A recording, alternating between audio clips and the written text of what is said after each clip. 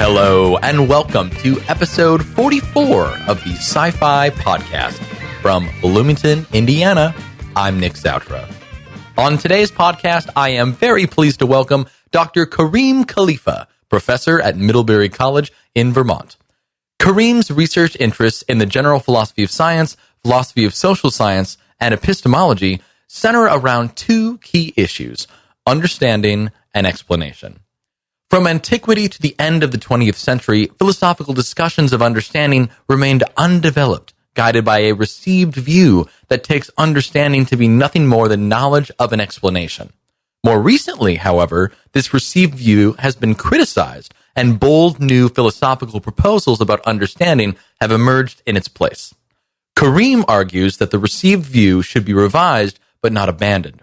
In doing so, he clarifies and answers the most central questions in this burgeoning field of philosophical research. What kinds of cognitive abilities are involved in scientific understanding? What is the relationship between the understanding that explanations provide and the understanding that experts have of broader subject matters? Can there be understanding without explanation? How can one understand something on the basis of falsehoods? Is understanding a species of knowledge? What is the value of understanding? Along with prediction and control, his second core issue, explanation, is often regarded as a central aim of science. There are two widely held dogmas of explanation that Kareem challenges. First, many hold that explanations are representations of causal relationships. Second, it is widely thought that explanations are a primordial engine of reasoning, autonomously of any other rules of inference. Against the first dogma, Kareem argues that some explanations are non-causal and that explanations are only derivatively about representation. Against the second dogma, he holds that explanations always presuppose more basic inductive inferences that are sanitized of any explanatory concepts. When he is not philosophizing, Kareem is an active musician, composing and performing primarily on bass guitar that is, with a number of local and internationally touring musicians. So thus, without further ado, let's bring in Kareem.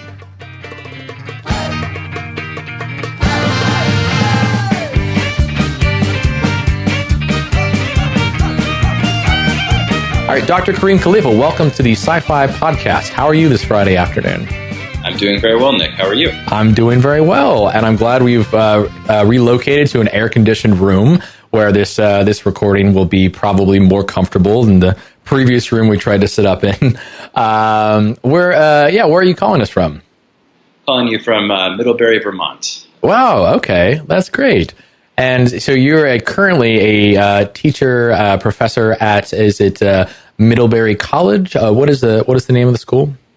That's correct, Middlebury College. It's a small liberal arts college, sometimes called a member of the Baby Ivies. Oh, really? Okay. Williams and Amherst and places like that. Fantastic. How long have you been teaching there for?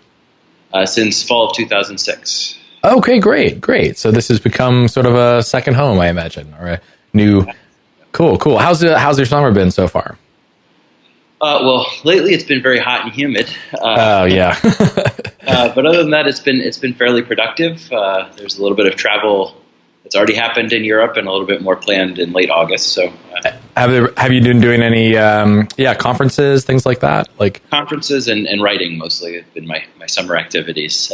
Cool. A little bit of music in between. I'm a bass player when I'm not busy pondering philosophy. Yeah, I can see that you're a professional musician, and that's something I certainly want to get to know a little bit more about.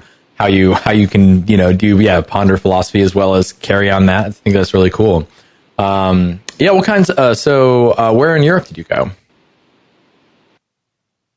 I went to Belgium to the Society for Philosophy of Science and Practice, and then to Oxford for the British Society of Philosophy of Science. Very nice. Do you usually frequent the Philosophy of Science and Practice? Is that kind of like a regular visit, or? I guess I've been there twice, so I don't know if I'd call it regular, but it's certainly a conference I enjoy partaking in. Cool. What did you end up presenting any work or? I did. I co-presented a paper with my frequent collaborator, Jared Milson, on the nature of accuracy and understanding and how that relates to the aims of science. Ooh, nice. How was the presentation received? So, these are quick presentations, 20 minutes, and then 10 minutes Q&A. So we didn't do enough to embarrass ourselves, which I guess is always a good sign. Nice. And we got really constructive feedback. So it was quite helpful, and it will be a springboard for subsequent discussions. Cool. And this was the did you have a favorite of the two conferences in terms of your? I think probably the one in Belgium was a little bit more. How would I put it? I mean, they were both great conferences. I saw great talks at both, but I guess maybe partly owing to there being a greater share of people whom I actually knew at SPSP. Ended up being a little bit more collegial in some ways. Cool. Yeah. I've heard of SPSP. I unfortunately couldn't go this year, but was definitely interested. But I hadn't heard about the British Society for Philosophy of Science meeting. Is that I don't know, what is that like, I guess? It's smaller than either SPSP or the Philosophy of Science Association biennial meetings. So it has about 4 concurrent sessions going on. So certainly not small by any stretch of the imagination. Sure.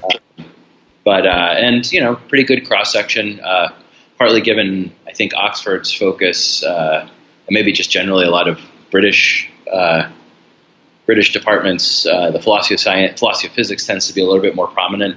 Yeah. Okay. But that's about, and obviously SPSP has its own sort of emphases on sort of socially engaged philosophy of science and sort of more interactions with STS and history of science. Sure. So, yeah. Fair enough.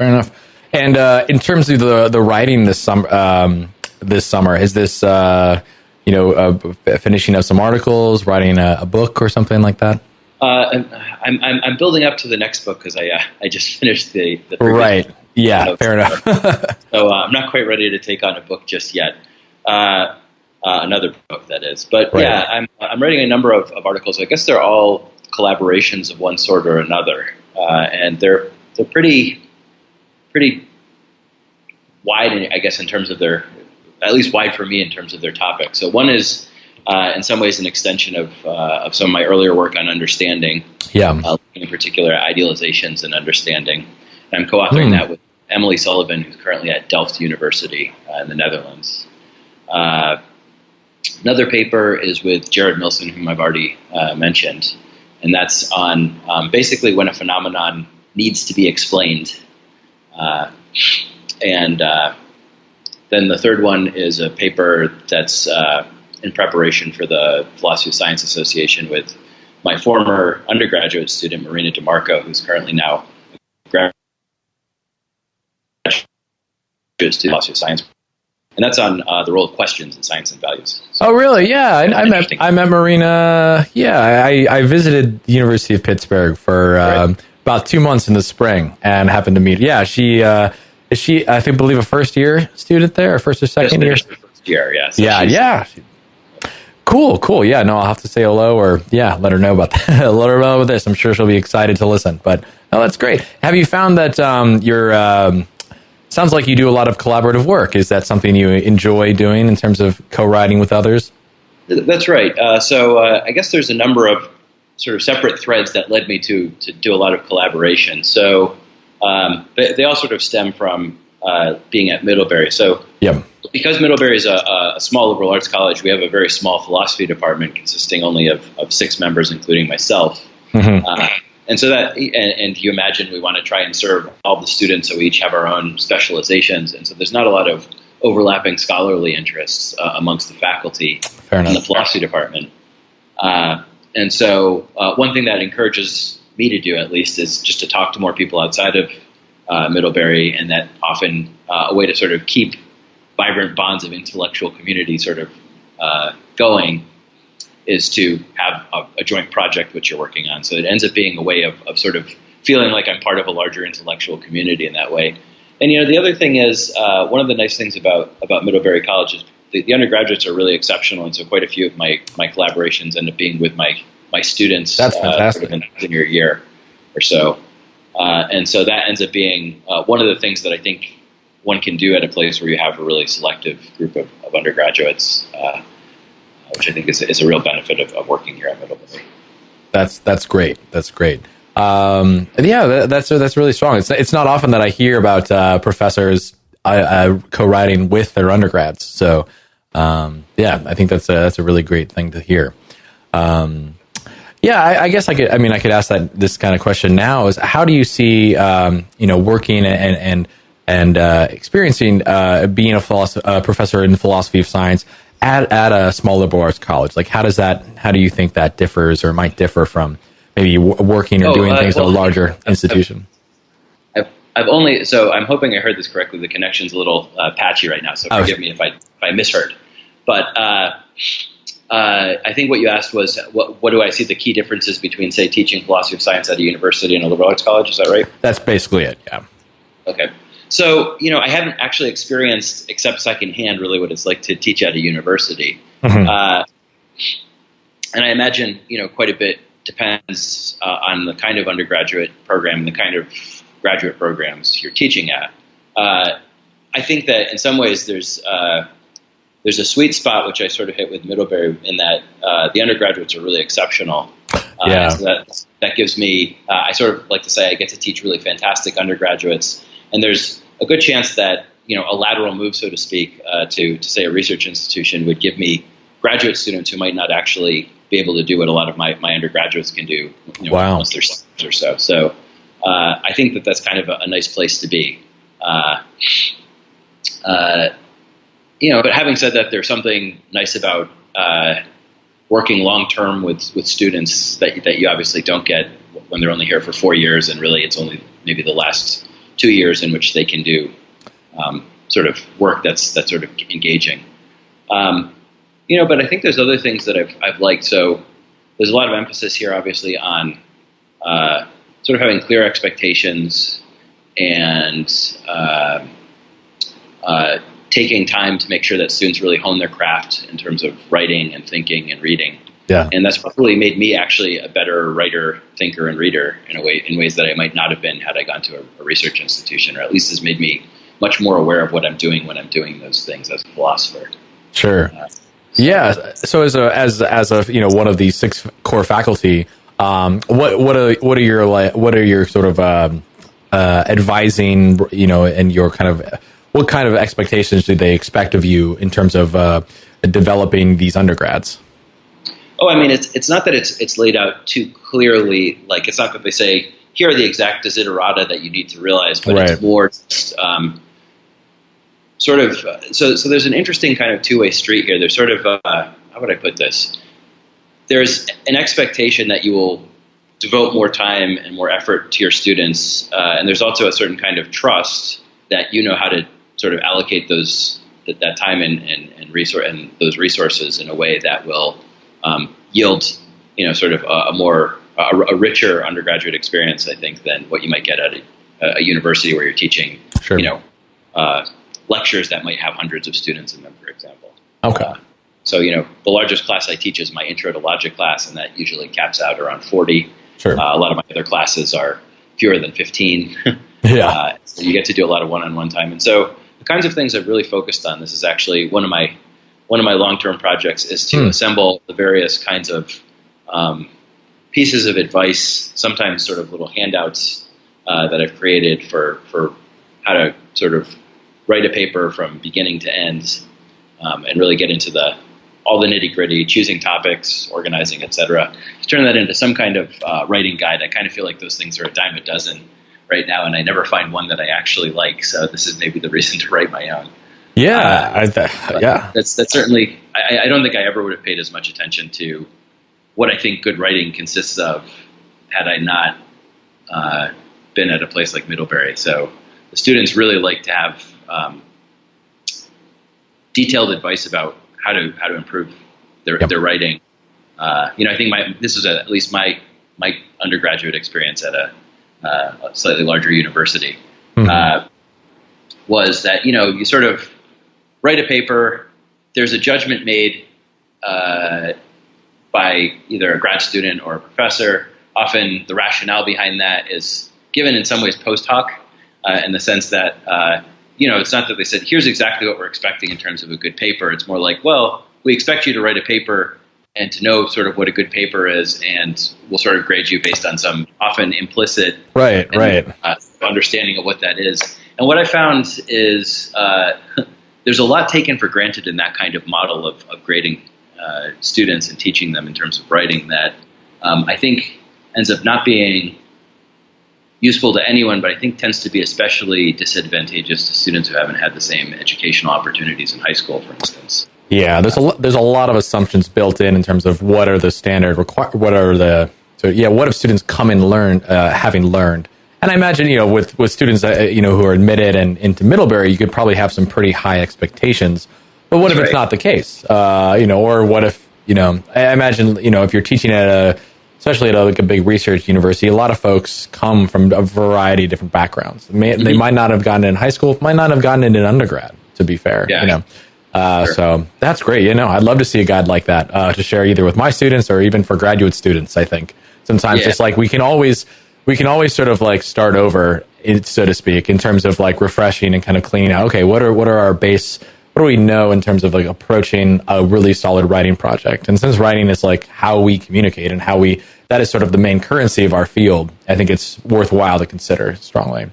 I agree. Cool. Well, let's find out. Let's take a little bit of a step back. And learn a little bit of how you ended up at Middlebury teaching. So, Kareem, where did you grow up? I grew up mostly outside of Hartford, Connecticut. Okay, so East Coast. Yeah. Nice. Growing, what was that like growing up there in Hartford? That's a good question. It was like many things, I guess. Right, it's hard to say it. Yeah. Yeah. I would consider myself sort of a quiet kid at certain points of my childhood. I tended, particularly in elementary school, to be a kid who wouldn't go out to recess and would just do all my homework then. I would draw a lot and daydream during classes. And I think sort of a streak of that remained for a while. And then maybe in my early teens, I became a little bit more outgoing. Okay. What do your parents do? So my father, both my parents are from Egypt and emigrated in the mid-'70s or so. And I was born in the States. Okay.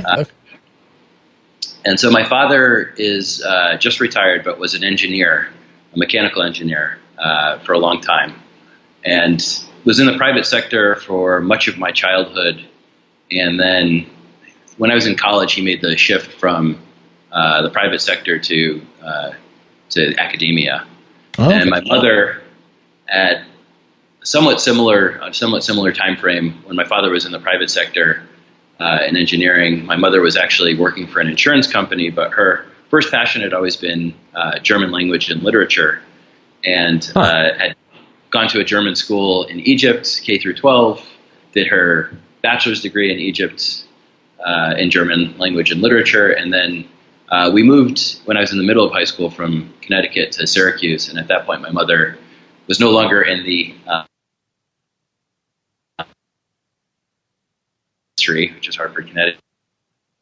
It's time for a career change, and so she actually went and got her master's in German and also in ESL, and became a high school teacher of German in ESL. Wow! Did you have were there a variety of languages taught in your house at the time growing up, or my great battles with my parents, so to speak?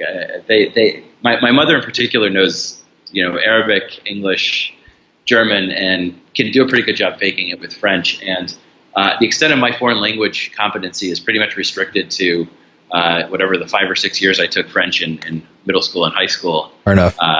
And so I never learned Arabic, which is the one thing I really wish that my parents taught me growing up, but it didn't happen. So. Sure, no, that's okay. That's fine. So I imagine, did you having both parents from Egypt, did you connect much at all, or visit Egypt, or was that kind of part of things, or were you pretty much you grew up in the States, more East Coast kid? Yeah, I mean, I would tend to say that the latter is probably truer to my experience, but of course I visited Egypt a few times. Last time was when I was 13, which is many years ago. Yeah. And and certainly, I mean, there's a number of things that are interesting. I think my parents are interfaith. Okay. And so I think it's actually a really interesting thing insofar as one way in which I think you retain a lot of traditions, including and language fluency and things like that, is often by, for instance, having a foot in a religious institution where Arabic is spoken regularly, whether that be, as it would be in my father's case, with a mosque, or with my mother's case with the Coptic Church. But since they were interfaith, their compromise was to raise me with no religion, and I have to say it's one of my probably great incapacities to understand why anyone would be religious. I really am tone deaf to it in a way that I think is the result of my upbringing. So tell me, what was it like being with this interfaith kind of dynamic? What was that like? It sort of meant that there was kind of a do not disturb sign on religious questions growing up. So I could imagine a very different upbringing where the thought was you sort of get immersed in both religious traditions and have this very sort of cosmopolitan kind of experience. That wasn't my experience. Mine was just basically, all right, well, we're going to raise our child such that religion just isn't sort of prominent in the discussions at all. It's one of these things where it's very hard for me to sort of know what I would have been like had that other sure sort of criteria and that other sort of upbringing been my parents' preferred way of raising me religiously, I guess. Yeah. Fair enough. So was it at what point did things related to either philosophy or science become on the radar? Was there any interest in earlier readings in sort of more formative years? Yeah, I mean, I think probably, and this may be true of a lot of people. Of course, my high school education, for instance, didn't include anything explicitly philosophical. I think the only thing I can remember that might sort of make it into a philosophy course was I read a little bit of Emerson in an English class, for instance. But I tended, particularly in my English classes, to probably write pretty bad literary analyses, but pretty decent, philosophical analyses for like a 17-year-old's. Sure. Sort of, for me, I remember, I think my undergraduate experience was probably much more formative in terms of my philosophical upbringing, though I'll sort of preface it with what sort of, in hindsight, a really interesting moment for me, which was in senior year of high school, I was taking physics for the first time and learning about Newtonian mechanics. And I remember thinking, all right, well, this is just vector calculus, and how puzzling it is because, as a very sophisticated philosopher of mathematics at age 18, what I thought is, well, mathematics is just, right? Like we push around with rules, and that's really all there is to mathematics. And I thought, how puzzling that sort of just being able to push around little squiggles on a page, right, would tell you something about forces, for instance, or stuff like that. And so I remember asking my high school physics teacher, like, all right, so this seems really puzzling to me. And him just sort of thinking it was a weird question to be asking. And sort of thinking that somehow I didn't understand the vector calculus, which I actually understood quite well. Sure. And it was actually this sort of interesting moment for me. I'm like, all right, well, it just seems that physicists have dumb answers to really important questions. I should just do math.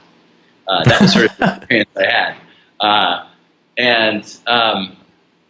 There's a sense in which that animated a lot of what I did in undergraduate. So I double majored in a program called Mathematical Methods in the Social Sciences, where very similar sorts of questions pop up, right? Because I still was basically just a crass formalist in terms of my philosophy of mathematics, such as it was in my early proto-philosophical stages. Just once again, we have mathematics. I mean, it's in some ways it's just the unreasonable effectiveness of mathematics. But in the social sciences, it's even more puzzling because, of course, it's not even that effective.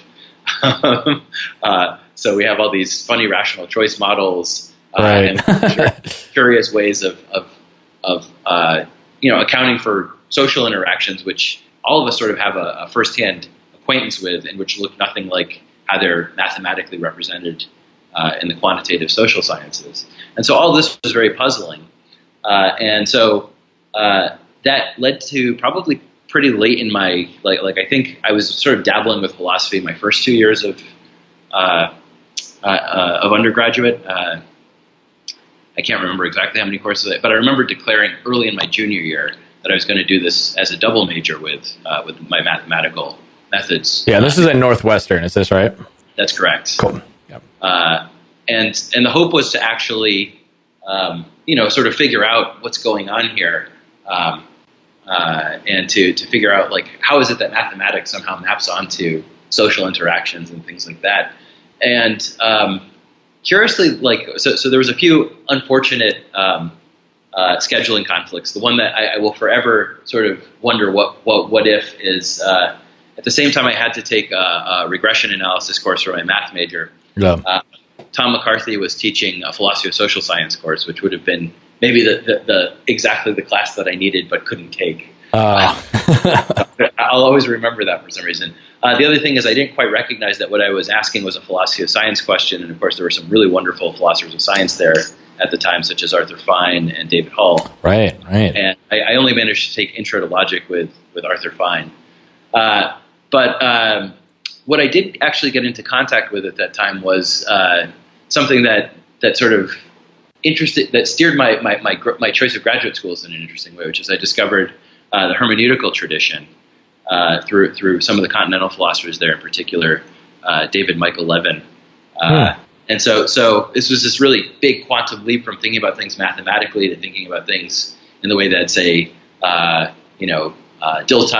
and Gadamer and Heidegger and all these folks thought about it. But it seemed to me that it was actually really trying to get at what it means to interpret things in the social sciences, which is, of course, exactly what seemed strange to me as someone who thought that mathematics was just this uninterpreted syntax that you pushed around according to well-regimented rules.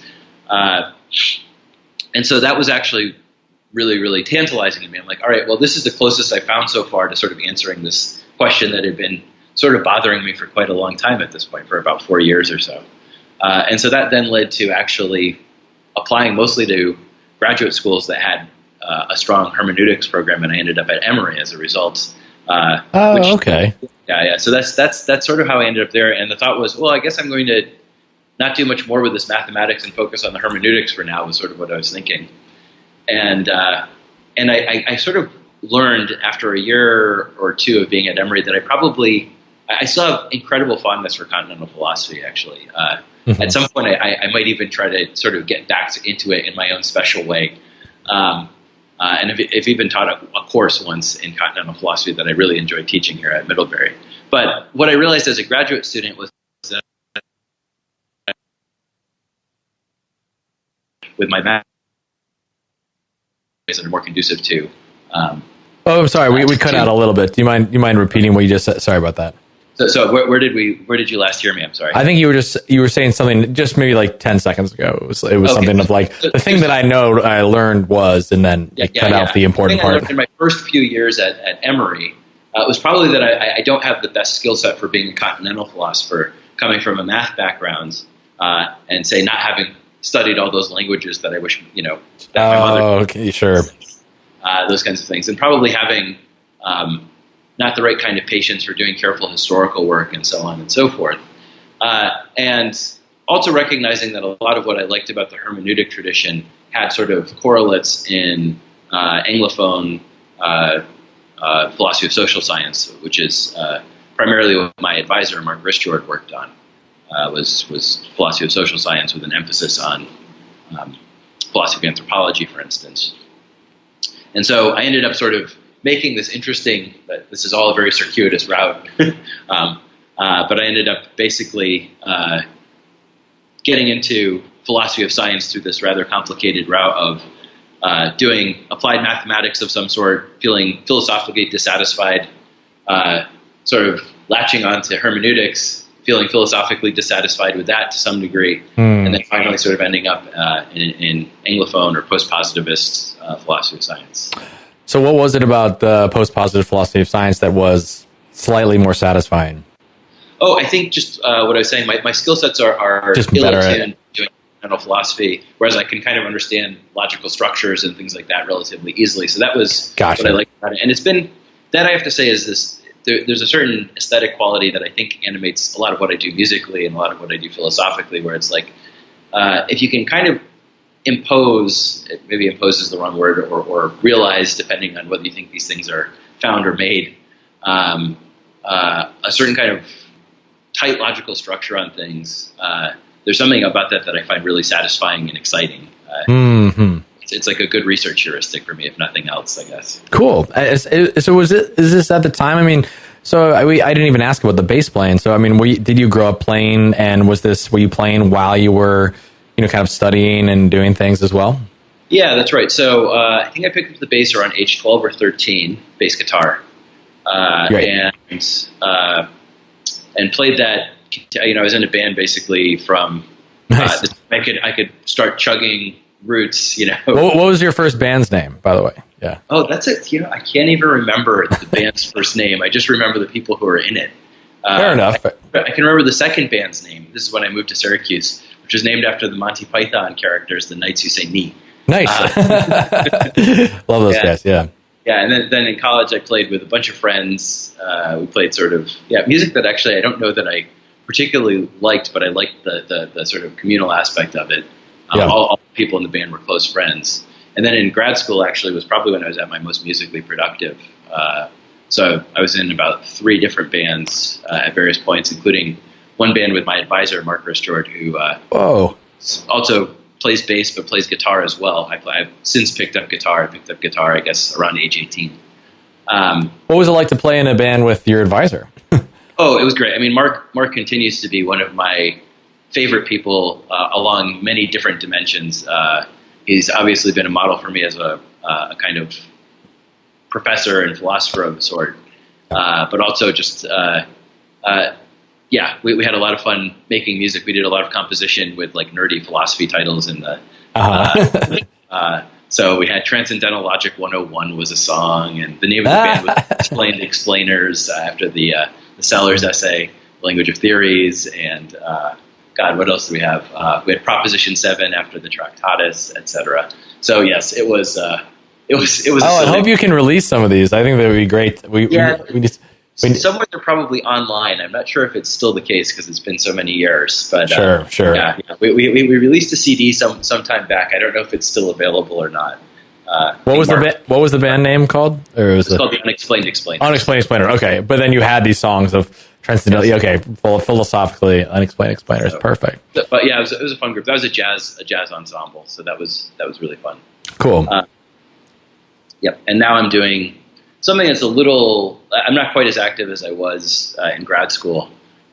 This is actually one of my great work-life balance challenges, which is I do too much philosophy to enjoy music as much as I should.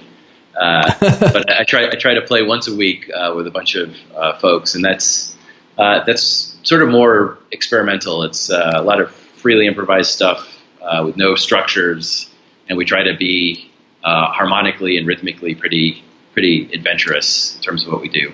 Nice. That group's called the Pantet, and we probably gig about once or twice a year, but we rehearse pretty much every week. Okay, that's great. Is in Middlebury where you're, is there like a small music scene or anything, or? There is, and I've the music faculty at Middlebury for one is great. We have a number of really interesting and curious people who have supported various harebrained ideas I've had at different junctures in terms of and other segments of the college community. In terms of, for instance, I have a number of friends in the Chicago jazz scene who've here, and we've managed to get money for them. I once co-taught a philosophy of music course, which was a lot of fun with a professor of music here, Peter Hamlin. And we're scheming and plotting of different things to do in the future as well. So, Awesome. Well, I'm excited to listen to some music at some point. So sounds like though things went well. And in terms of your graduate work at Emory, I guess kind kind of in trying to learning some of the hermeneutic disciplines, like kind of what came out as what kind of philosopher of science came out from graduate school? What you tried a lot of different things. You have a lot of different talents and knowledge base, but yeah, what came out? To some extent, I think exactly. I appreciate that characterization, and I think it's. I've sometimes felt a bit like a jack of all trades and a master of none.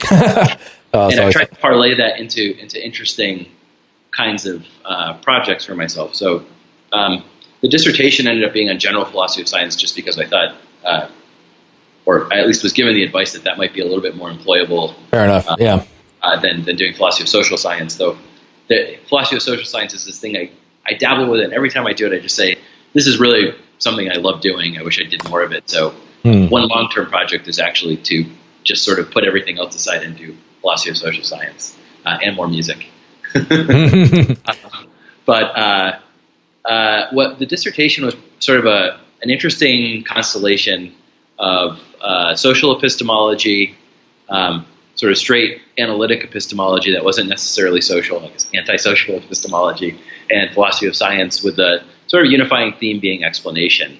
And that sort of smattering of areas has sort of remained a pretty common denominator in a lot of my subsequent research projects. So I still more or less consider myself a philosopher of science with maybe stronger ties to epistemology than your typical philosopher of science. Sure. Okay.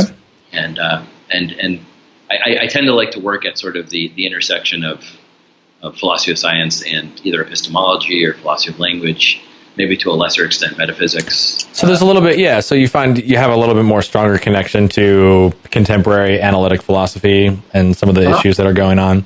Cool. Yeah. How do you, I guess, so in doing that, I mean, are you often, writing and or reading, like publishing works, in journals that might be related specifically to those issues with kind of a sciencey bent? Are you more publishing philosophy of science, but then drawing on the literature in those fields to inform you kind of see what I'm saying? Like, I see. And I guess what I'd say is that probably there's a little bit of everything. I still sort of consider my home base philosophy of science. Okay. And I'll have to, I haven't looked at my Vita to sort of check this, but it feels to me just gut check is probably that my Vita looks like a philosopher of science's Vita more than any other kind of philosopher I might claim to be. Sure.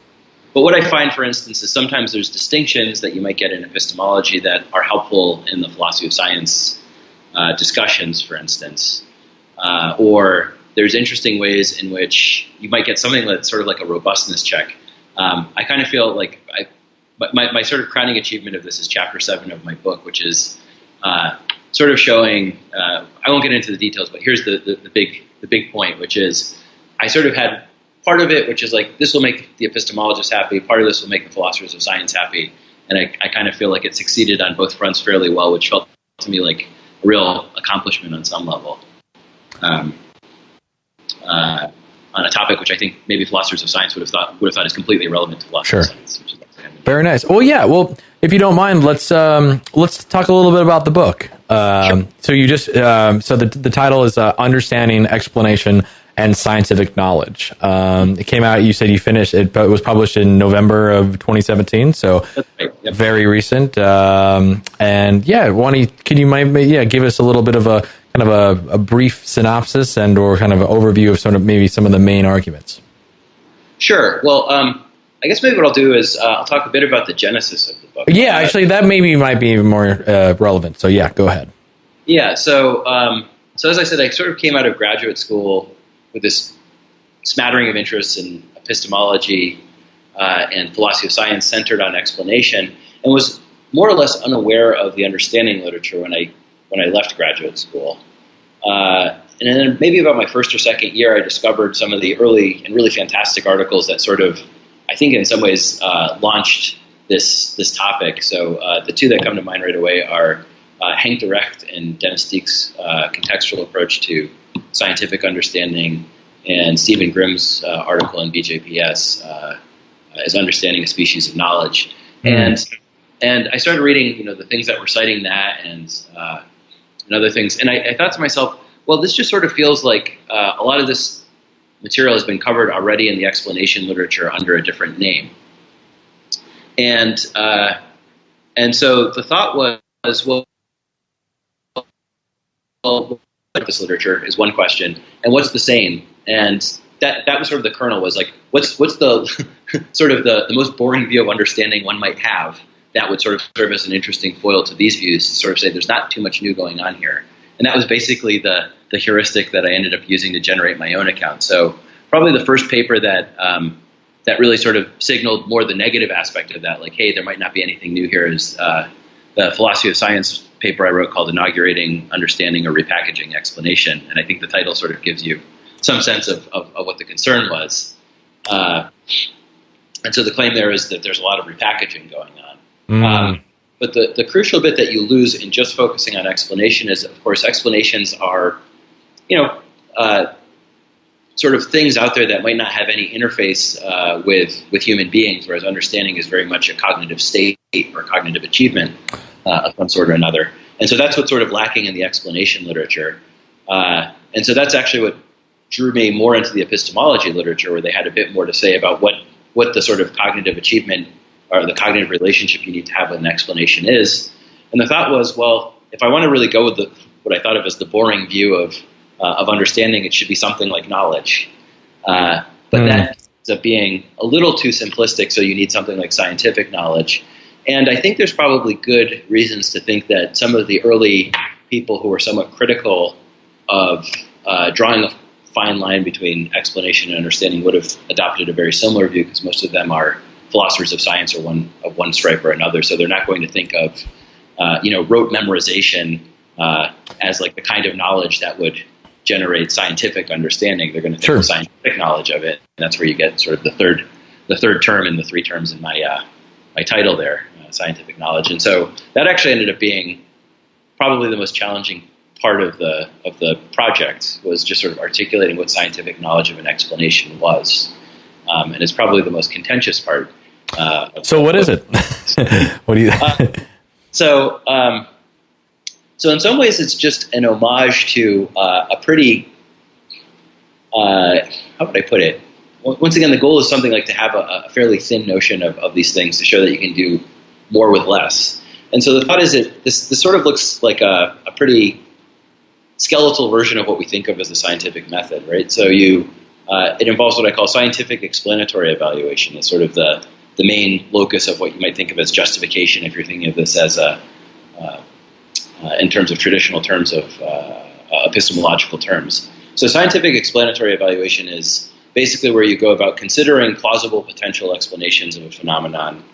Then you go about comparing them using the best available scientific methods and evidence. And finally, based on those comparisons, you undertake various kinds of commitments, right? So if you imagine you're comparing explanations, some turn out to be better than others. Presumably your degrees of belief should reflect which ones are better and which ones are worse, and so on.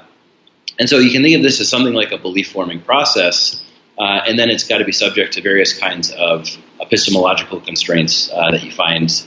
And so the main one that I use comes from what's sometimes called virtue reliabilism. So Sosa is probably the most prominent proponent of this. I'm also a big fan of John Greco's work in this area. And very roughly, this is the idea that that kind of scientific explanatory evaluation has to be a kind of cognitive ability, which I think it sort of straightforwardly is. I mean, when scientists do those sorts of things, it looks like they're exercising rather significant cognitive abilities compared to, say, seeing a rock in a field or whatever it is that epistemologists typically talk about as a cognitive ability. And the reliability part then gets cashed out in ways that quickly get very technical. But that ends up being very roughly the story about what scientific knowledge of an explanation is. It's the scientific explanatory evaluation done reliably. Fair enough. And so what do you see that as, what is the main, could you explain sort of like how this particular account is quite contentious with maybe more? So a lot of people think that you can get understanding without all of that. And a lot of people can get certainly everyday understanding without going through this whole process. But that's not what you're talking about. Yeah. Yeah, well, there's a sense in which I want to try and grab that. And so the way that I capture that is I want to talk about degrees of understanding. And so you can imagine is the way this gets cashed out is one way in which understanding sort of improves is its resemblance to the scientific knowledge of an explanation. And so you can have lesser sort of epistemic statuses, which might not include scientific explanatory evaluation. Incidentally, what I call scientific explanatory evaluation is abbreviated to SEEing, SEE, in the book. So I might just use that hereafter. Sure. So you might think of that you can have some understanding just by, say, having knowledge of an explanation, even though it's not sort of the scientific variety. I even think you can drop so low as to just have, say, merely a true belief in an explanation, and you have some understanding of what's going on. And so, yeah, one of the things I like about the book is we haven't been entirely clear about how understanding admits of degrees, and there's a story to be told from what I've written in the book that I think is hopefully sort of at least an occasion for more people to improve upon what I've suggested. I just think a lot of the literature sort of assumed understanding is this all or nothing thing, and it's pretty clear that that's actually not how understanding works. Sure. All or nothing in the sense that you might understand, or you could understand one thing, but you clearly don't understand this other thing, which would make sense for all or nothing. You could also understand the same thing, to varying degrees, I think, right? So absolutely. Yeah. So like there's the understanding that I have of the ideal gas law, and then if I talk to my colleague in physics who can, do the full-blown statistical mechanical derivation, right, et cetera, presumably he has a much deeper understanding of what's going on than I do of the ideal gas law. Well, I've had this. So I've just had lunch today, and I was explaining a little bit about just like, what does philosophy of science do? My friend was a lawyer, hasn't studied philosophy of science, doesn't really know, and they kind of give me an explanation of what they take science to be, and I say, okay, well, their understanding is not necessarily, they haven't studied philosophy of science. So I guess, so according, in your view, how would you say, let's say, maybe a generally educated person in the world understands how science works? How science in general works as opposed to a particular bit of science. Right. And maybe you don't want to say in terms of understanding a particular bit is very different, or is different than understanding in general. Like when people, let's say, describe to you, this is how science works. They do this and that and stuff like that. Well, I don't know if this is going to be quite an answer to your question, but it's something that I'm quite interested in, which is what something like the public understanding of science is ought to be. And, there's sort of standard stories about this, about it being, like, is it a deficit model where, for instance, the problem isn't really with the scientists, it's with the public. They just need to be better educated. And there's other people who think, no, that's not the right model. Really, the scientists have to present their findings in a way that's publicly accessible. Sure. And I don't know quite where I stand on that particular kind of debate, but just to sort of signal to you the constellation of things. I think one thing that gets emphasized probably too much in those discussions, at least when I've talked to scientists, I don't know about, say the psychologists and the communication scholars who are working specifically on this topic. Sure. The scientists tend to focus a lot on the explanations, for instance, that the people have, without focusing actually too much on sort of the kind of knowledge that's surrounding that. So I think actually when I start looking at where people start pushing back on, say, climate models and stuff like that, you probably don't want them to get too far into the technical stuff, but if you can at least get them to understand the basics of statistical inference without getting into the mathematics, just like, here's what it means for something to be a fluky, coincidence. Here's what it means for something to be a non-fluky coincidence, if you want to call it that or whatever. That would go a long way. Like just recognizing sometimes there are selection biases that occur, for instance, would go a long way. And the nice thing that I think you get from my account is you can think of those as sort of, here's some alternative explanations that haven't been ruled out on the basis of comparisons. And I think actually this is something we don't do enough time sort of communicating to the public, is that often what they think to themselves is, there's just a model here. That means like there's any number of other possibilities that might account for the evidence that we're looking at. And so I think actually the effort should be putting on showing that the other possibilities that seem live to them are actually not live. that evidence rules that out. And if you poke around for virtually any hot button issue, whether it be evolution or climate science, you can find fairly digestible and publicly accessible things that do precisely that. But that's not always the emphasis. The emphasis tends to be more on like, here's the explanation. Let me elaborate, say, ever finer grained mechanisms between what the big macro level cause and the effect of interest, as opposed to here are these other possibilities. Let me show you why they're not right. Yeah, that's interesting. Do you? So I imagine. Do you have any plans? I suppose to apply some of this work to some of the public understanding stuff, or is it just something of interest to you? Like, yeah, I'd like to do that. I don't know if I'll do it right away. I think this is not an unfamiliar phenomenon, but after you write a book, sometimes you want a little bit of a break. Totally. I've been not paying as close of attention as I should, for instance, to what's been published in the philosophy of science about understanding over the last year or so, and I just need a little hiatus, and I've been focusing on other sorts of topics just to give myself a bit of a hiatus. But I think the next thing to do is to start to apply this to different kinds of discussions. Cool. Well, I certainly am interested in scientific explanation and understanding. I'll have to pick up a copy of the book or see when it becomes available in the library. Looks like it has one good positive review so far on Amazon, so I'm sure it's it's doing great. You mentioned you're interested in or kind of doing some other topics now and working on things. Yeah, maybe just for the next couple minutes, what kinds of things have you been working on presently? So many of my projects with Jared Milson and my former advisor, Mark Rischard, whom we've already mentioned, concern sort of building up a different account of explanation than one that's out there. It's turned into this sort of sprawling metropolitan kind of thing. It's not really a clean account right now. I'm hoping that'll change further on down the road. But I guess some of the main things we want to push are really at the intersection of representation and explanation. So you end up getting some really interesting sorts of questions that I think have not been fully reckoned with. So some of them are obvious that, for instance, explanations often invoke idealizations, and it's not quite clear then what kind of accuracy requirements, if you want to call them that, or representational adequacy requirements have to be on an explanation. A paper that will be coming out with Milson and one of my former undergraduates, Gabe Doble, called Counterfactuals and Explanatory Pluralism. And it's challenging more the idea that all explanations sort of involve what are called change-relating counterfactuals. That essentially, if you change the explanans, the thing to be that does the explaining, then you have to see a resulting change in the explanandum, the thing to be explained. We claim that there's at least certain kinds of explanations which work in the other way. They're what we call stability exhibiting explanations, meaning that what you want to show is regardless of how you change things, at least over a very, very wide range of changes, the explanandum is going to remain unchanged.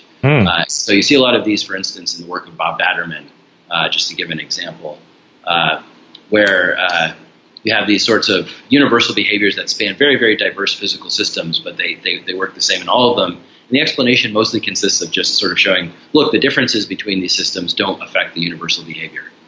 Wow. Do you have maybe an example of something like that in the world that they tend to be somewhat technical. Okay. But you see, for instance, with critical temperatures, so where a fluid is basically between being a liquid and a gas, there ends up being really interesting universal behaviors there in terms of what happens. And what's fascinating about this is the same kinds of exponents that explain sort of the critical behavior there also explain things like why magnets sort of have certain kinds of ionization patterns as well. These very, very diverse physical systems which all have these same sorts of mathematical properties. And they all get explained by showing how no matter how you wiggle, right, the explanans, right, the explanandum remains unchanged. So they're quite interesting. And then some other things that we're working on, as I mentioned, are the demands for explanation. And so what's sort of emerging from a lot of this stuff is this idea that basically explanatory vocabulary is, in principle, sort of dispensable But Uh-huh. we tend to think of it, don't want to think about it that way, but rather to think about it in broadly sort of fictionalist terms. That basically it's useful to act as if the explanation relation is a genuine relation mapping onto things, because it sort of promotes, for lack of a better way of putting it, good inferential hygiene. So you end up making better inferences if you sort of proceed as if explanations denote relationships. But we haven't quite worked out the details of that, so probably I'm really cringe in about a week's time having put this on the record in quite this way. But. Cool. And I see, so I was scouring your website. It looks like you have a conference coming up you guys are hosting, something to do with understanding and explanation?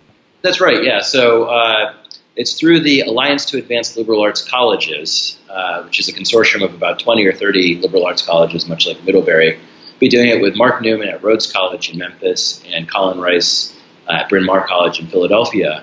And it's the theme is explanations across the disciplines. And so we'll have explanations in psychology, in sociology, in mathematics. All of those will be sort of discussed, and then we're going to also discuss how these things play out in terms of a liberal arts pedagogy and environment. So. Very cool. I mean, and I imagine you see a number of explanations they probably share some similarities, but are very different across the board. Right. Yeah. Is there any, I don't know, if you were to find two particular scientific disciplines in which explanations that are just seem very, very different? I mean, could you maybe put your finger on those? Yeah, I think depending on where you want to demarcate sciences. So certainly you end up in, for instance, the social sciences often with these very singular explanations of singular events that involve very, very fragile kinds of causal setups, if they're even causal at all. So some people think when you, for instance, give an intentional action explanation, sure, there may be causes that are being referred to, but what's doing the explanatory work are sort of normative kinds of considerations, the agent's reasons for doing things. Oh, wow.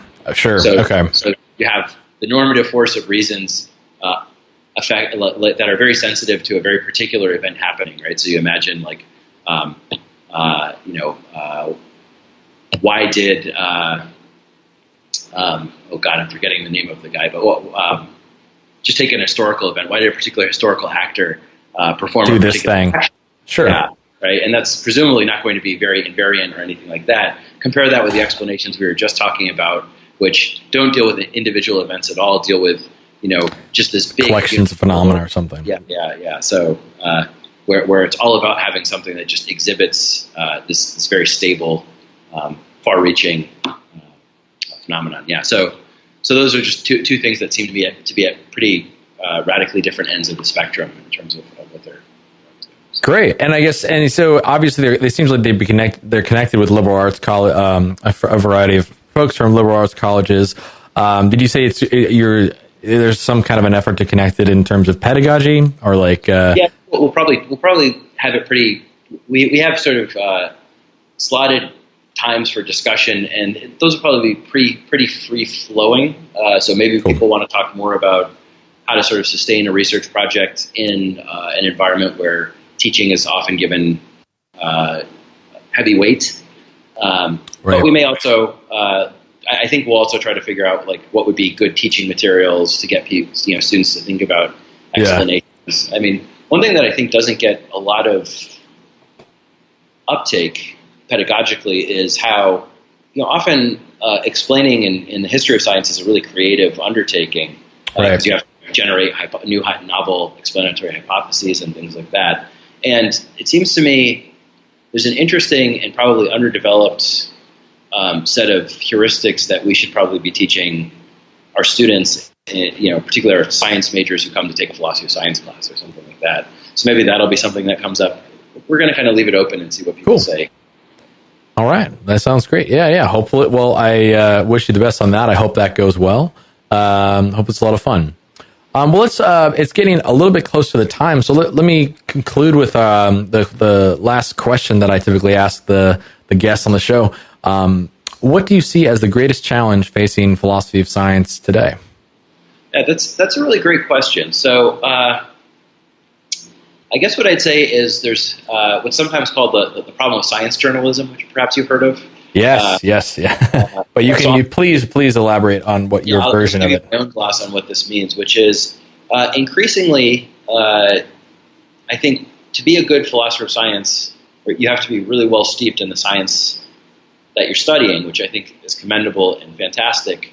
One of the challenges now, I think, is that you look at a lot of publications in even very, very selective philosophy of science journals, and mostly what they're doing is they're just reporting on the science, and the philosophical uptake of looking at that particular episode of science is not always, I think, all that exciting for anyone other than the three other people who know that episode of science fairly well.